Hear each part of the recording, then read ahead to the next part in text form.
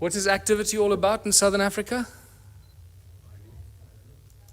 Always about gold. Don't you ever forget it.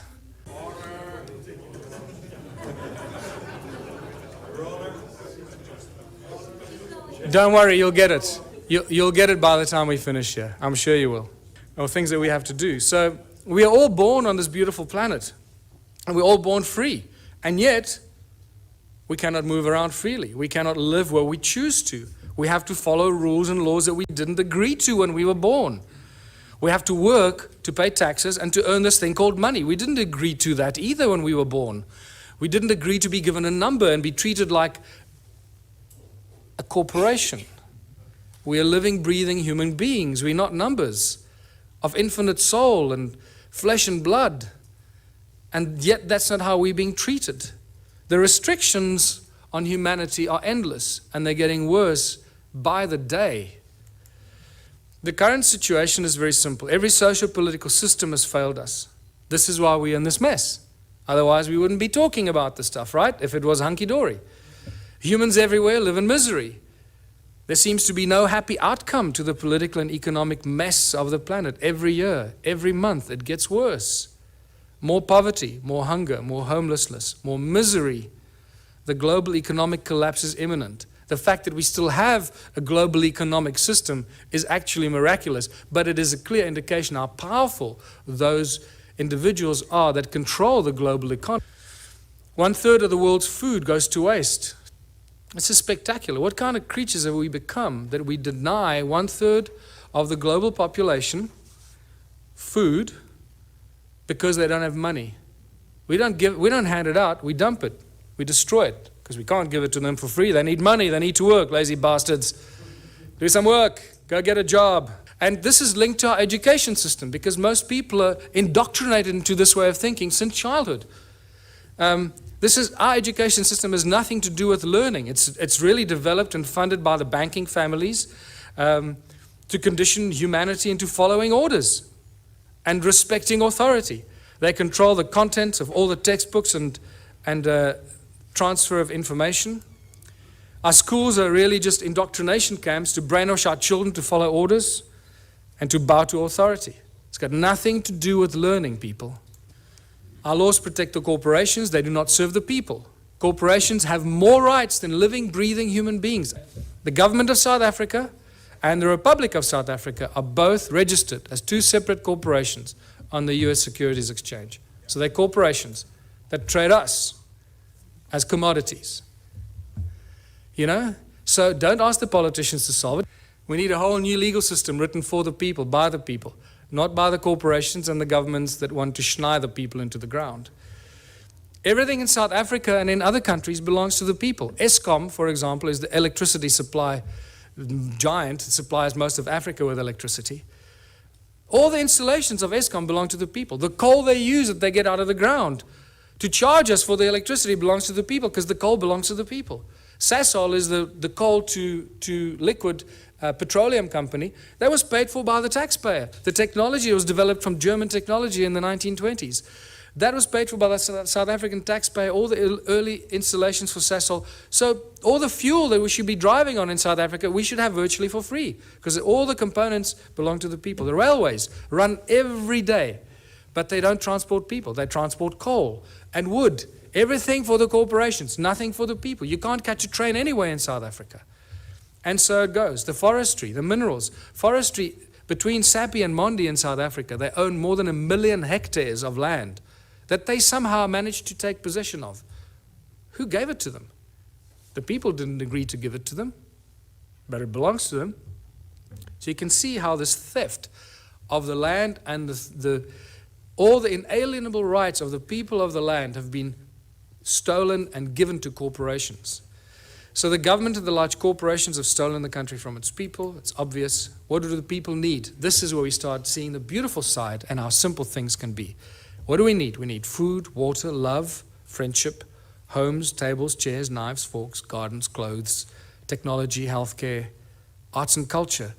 We need everything that each and every one of you can imagine and beyond. We need everything, and we should have all of it, because there should be no hurdles to achieving this and having that. right?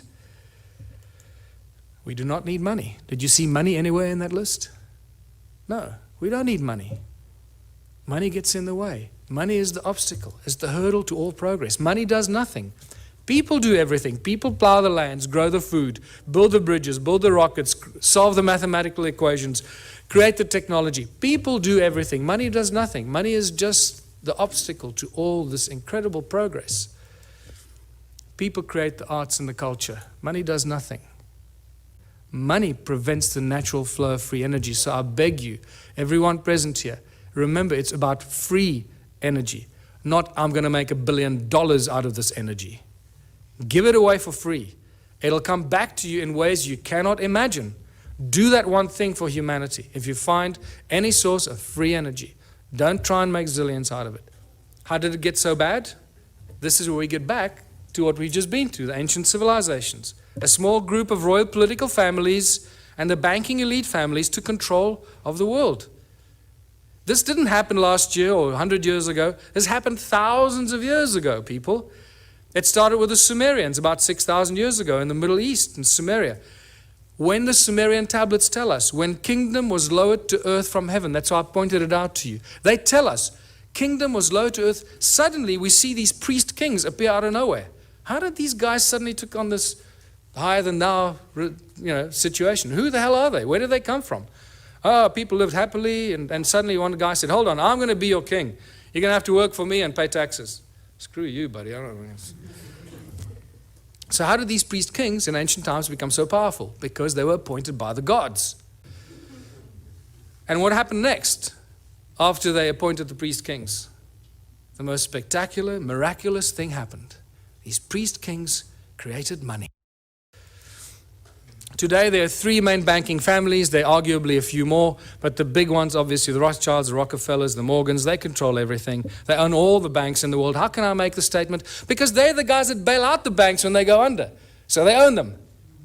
It's simple, right? If you bail somebody out, you're going to own them. And you're not going to bail something out that you don't own, or at least that you don't control. So the World Bank, the IMF, the BI, the Bank of International Settlement in Basel, Switzerland, most people aren't even aware that there's a thing called the Bank of International Settlement. When they discover this, what? Wow, that's amazing. I hope they're good people. The global banking industry, people, is nothing more than the largest legalized organized crime syndicate. That's what it is. The banking families own the world. It's simple as that. If you don't believe that, then you also haven't done your homework. Remember, people, money doesn't exist. Money is the primary cause for the 7 deadly sins. We all know the 7 deadly sins, or have we forgotten them already? Money is not part of natural evolution. This is a complete misunderstanding of human history. Anyone that teaches you that has not done their homework. Money was maliciously introduced in ancient times as a tool of enslavement. The absolute tool of enslavement, and we are feeling the worst brunt of it right now. We have to find a new system because this system is broken. It doesn't work. We cannot continue doing what we've been doing for the past 6,000 years. That is insanity, and as you know, insanity is defined as doing something over and over again and expecting different results. So hopefully after 6,000 years we now have learned. Don't try and fix the current system. Change it completely. So all the discussions we've been having, and I've been going into many of these discussions, money keeps coming up all the time. But remember, money doesn't exist. Money is just empty promises. There is no thing as money. In fact, for those of you that know, I've been actively involved in legal cases in South Africa against the banks. Not just the banks, against the central bank, the South African Reserve Bank, the Minister of Finance as well. I've even opened up a constitutional court case against the banks, the Minister of Finance, and the Reserve Bank. But nevertheless, what we managed to do in the 3 Supreme Court cases that I defended myself against these banksters, we managed to get very important things out of the lawyers or the bankers. They admitted to everything we accused them of. We accused them of breaking the contract law because they don't have what they pretend to loan. They don't have the money. Remember, in contract law, you can't lend something that you do not possess. So that was one of our arguments. So we said, well, the banks aren't actually banks because they don't own any money. And they admitted, yes, no, we don't own any money. So, okay, great. Judge, did you get that? And then we said, well, that means that you're an agent and you're not a banker, so you can't charge interest and you can't come after me because the contract is null and void. And then we realized that they securitize your signature. They sell every document you have, every document you sign with your signature on it and has a value on it is sold in a process called securitization. And this is a global industry. Global banking industry works with securitization, and they're very proud of it. They publish the securitization information on their websites. But then when you argue securitization in court, they deny it. They say, no, we don't know what you're talking about. No. And the judges don't go and do their homework because the judges are so blinded by the banks and the lawyers, they just follow. They just can't imagine that the banks could be lying. So they agree that they practice securitization. Or first of all, they denied that there is anything called securitization. They accused us of being fanciful and making things up, and that they didn't have money to lend. We accused them of not having locus standi or any rights to start the action against you because they sell your documents and your contract to a third party called a special purpose vehicle. And that special purpose vehicle company is a third party that takes complete ownership of your property, your car, your credit card debt, your overdraft. Everything is securitized by the banks because they don't have money. That's how they make money for themselves. It's all shuffling paper and bookkeeping entries and selling empty promises. And this is how junk bonds are created, because once you haven't paid on your bond, 3 months after you haven't paid on your home loan, your bond, that goes stale. What the SPV does, they then claim insurance on it and they file it. So the SPV gets paid, the bank has been paid the moment they sell your signature to them. Everyone's been paid, but you keep paying for your home loan for the next 30 years. The moment you stop paying, the bank comes after you, says you owe us money. There's a contract, my lord.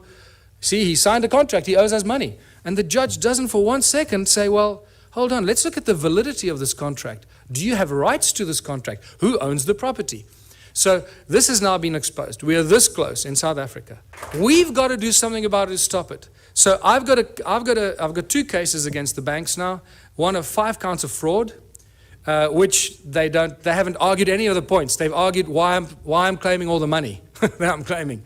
They're not arguing any of the points. Case of unconstitutionality against all the banks. We're about to launch criminal charges against the banks, full-blown criminal charges, because the evidence is just becoming overwhelming. And all it's going to take now, one judgment.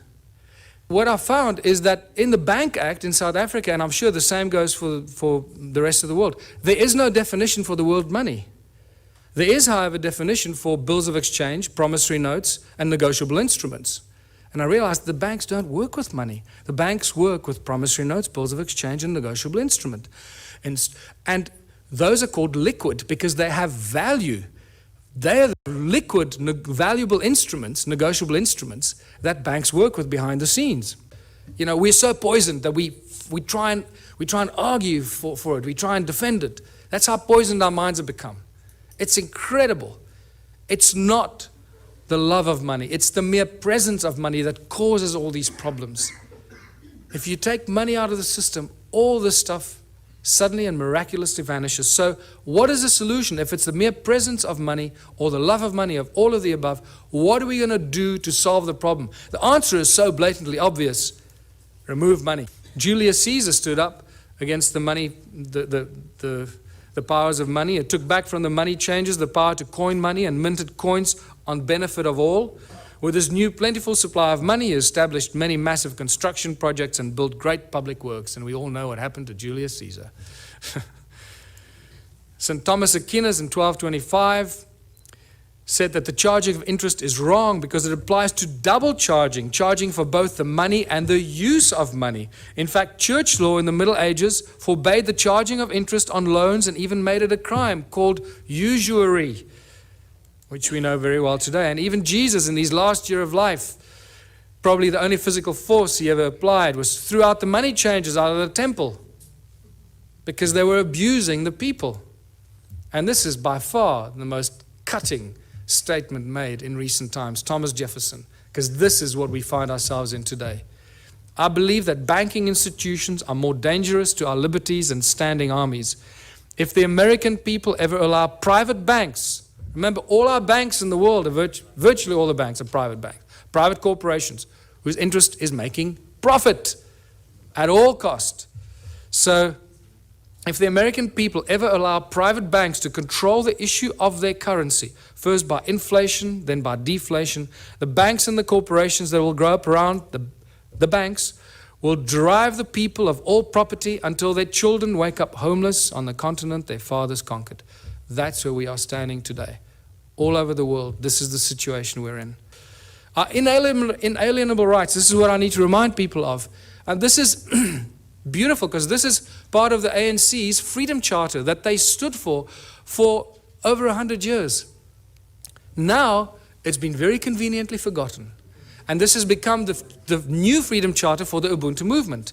The country belongs to the people. The land belongs to its people. The water, the minerals, the airwaves, doesn't belong to Vodafone, it belongs to the people. The forests and everything in the country belongs to the people. Yeah.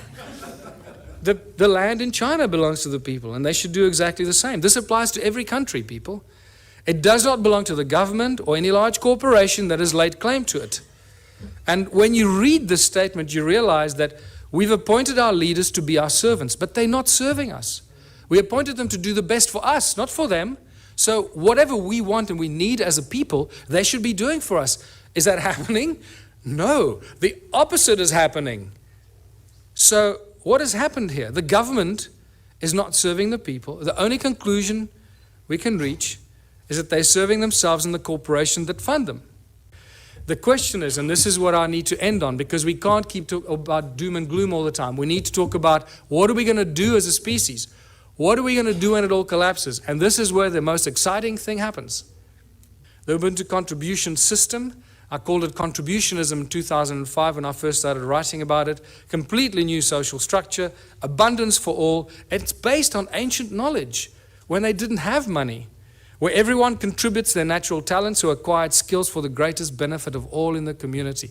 It's a simple system. It comes with a lot of questions because we're so poisoned by capitalism, consumerism. Raises many questions instantly, but I've been through this thousands and thousands of times. I can already tell you what you're thinking, and I'm going to tell you what you're thinking just now. It goes back to the African roots called Ubuntu. All ancient cultures, in a way, shared this African system called Ubuntu. They have different names for it, but it always comes down to the same thing. It's amazing that the ancient cultures survived for thousands of years, not using money, and they thrived. If it's not good for everyone, it's no good at all. So, united Ubuntu communities. In unity we thrive, and anything is possible. Anything is possible. A world without money. There's no crime, no envy, no gluttony, no greed, no hoarding, no hierarchy. And the whole Ubuntu movement and the Ubuntu party has no hierarchy. Communities look after themselves. We have no central government. We don't have any central assholes trying to tell you how you should be running your life. No obstacles to any kind of progress. Because the solutions are simple, and there are many bright minds here. We all know what the solutions are, what should be done to solve the problems, and somehow our politicians just can't get it right. They keep screwing it up. And this is where I realize that if we don't learn something from this ancient civilization and apply it today, it's going to be completely wasted. So the Ubuntu Liberation Movement has now been registered as a fully fledged political party in South Africa, and I'm going to be running for president next year.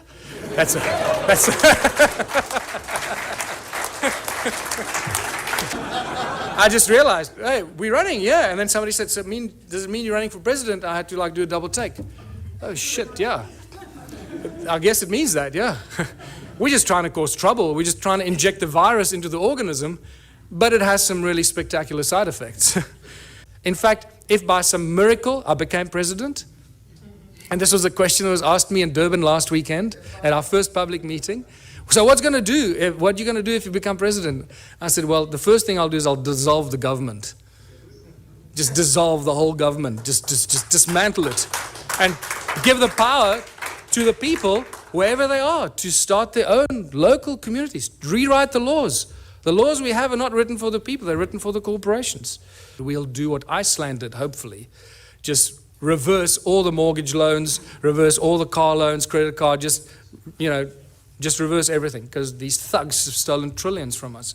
And it's all connected to these crazy people, 280,000 years ago building stone circles in South Africa. They created us and allowed us to get to this point where we can contemplate our own existence and our own humanness and figure out how we fit into this great, crazy picture.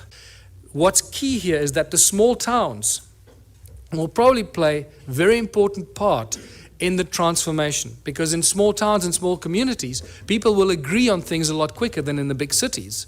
Right? So they will agree, okay, we need to get off the grid, we need to grow enough food for all of us, we need to make sure we got water, and they can go out and do it. We must create alternative energy for ourselves in our town, so if the grid goes down, we stay alive. And the small towns and villages will become the activators of this transitional phase. And I put together a few theories and ideas to give people ideas how to start doing this. The obvious questions, if you remove money, so who's going to shovel the crap? How are we going to pay for things? I'll just sit on my ass and do nothing. I want 50 Ferraris.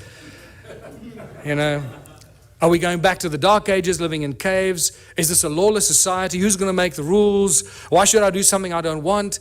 These are the first things. I know these are the most commonly asked questions, and I'm sure that you're asking some of them to yourselves. But I can tell you that as you work through this process of a moneyless society, a Ubuntu society, where everybody contributes their natural talents or acquired skills to the greatest benefit of all, with certain minor rules that are not rules, it's really just an agreement that this is how we're going to work together. The moment you start working in that kind of community, the abundance is so spectacular that we, right now, cannot imagine it. It is not possible for us to imagine it until you start immersing yourself in this kind of thinking. And I call these the Ubuntu communities, as I said, where everyone contributes their natural talents or acquired skills for the greater benefit of all in the community. A new social structure for a new world and a new age. Abundance for all beyond our wildest belief. There are 5 mantras, 5 key points to the Ubuntu society. And it's not barter or trade. Everybody often jumps, a lot of people jumps to the conclusion, think, oh, let's go back to barter. No.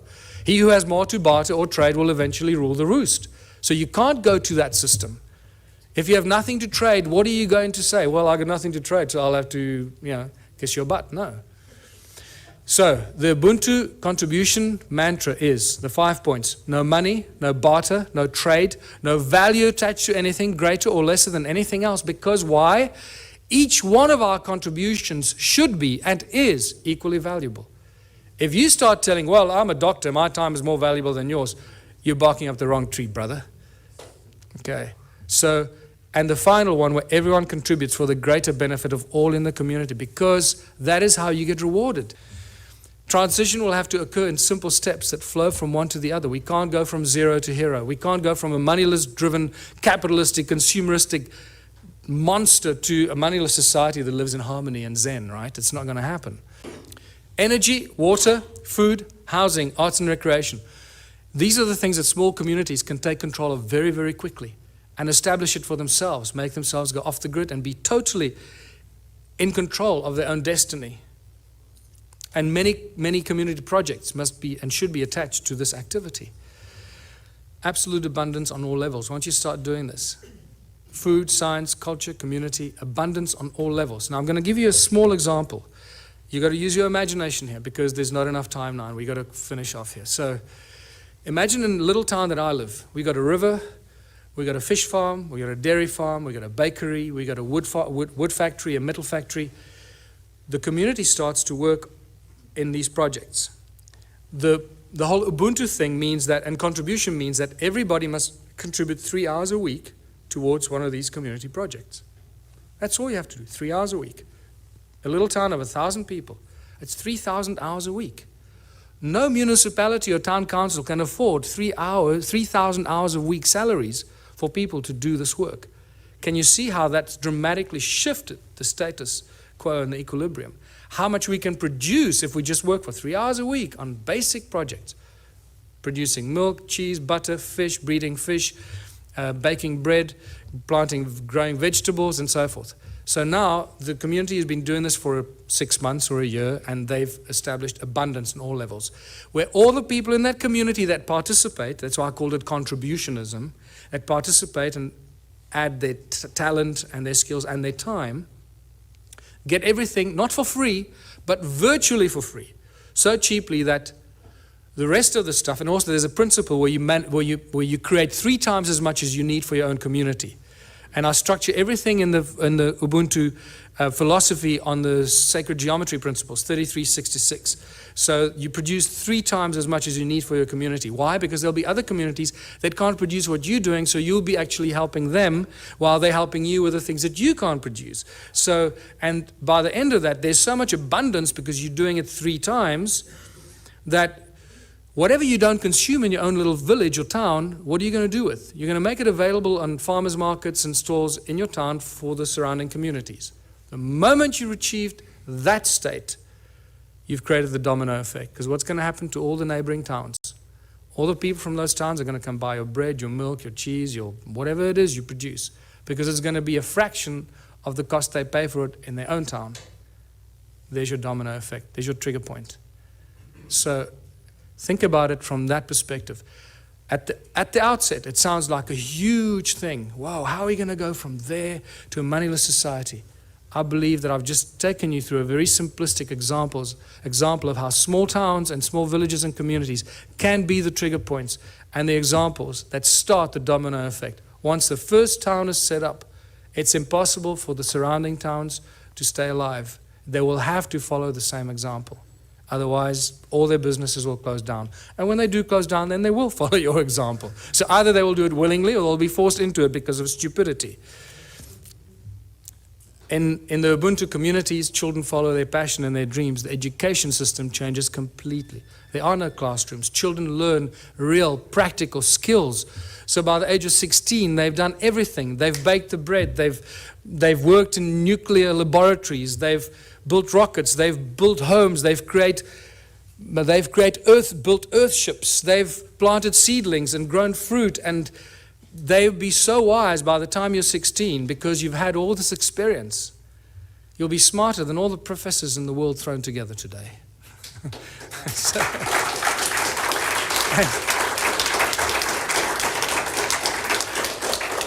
Take any school leaver today, put them on a farm, put them anywhere into a practical solution. What can a person with a high school diploma do today? Absolutely nothing. We're useless to society. That's what they've created. Can you see the brilliance in their plan? They are so smart, these people. They. It's us, right? So we are so smart that we're doing this to ourselves, right? Where we create our children, turn our children into these little, we lock them up in jails for 12 years, most precious years of their life, and then throw them out to start all over again and be totally open to manipulation and control. So master teachers, only when a community decides that you're a master shoemaker or you're a master rocket scientist or you're a master baker or a master this, only the community can decide who they will allow to teach their children. Isn't that a better system than teachers that go and get some diploma and they're real assholes and they teach your child? You go, God, how can that, I'm not going to let that teacher teach my child. The community will have the final say. So when I say decentralized government, that's how fine it becomes. The community chooses who their master teachers are, the people that they have respect for and the people that they honor for their capacity and their ability. And this is how we grow, how we build Ubuntu communities, because only out of unity comes infinite diversity and abundance. Only out of unity. Anything else is a futile exercise that will bring us back to the same point at some future point in time. So I'm going to end here because this is the end. Join the Ubuntu Liberation Movement. It's not just a South African entity. We've had various people around the world say to us, can we start the same thing in wherever? Yes. Go online. Start the same thing. Use all the material I've published. Put it out there. Share it with everybody. And become part of this transitional phase. And thank you for listening. I hope I gave you some food for thought.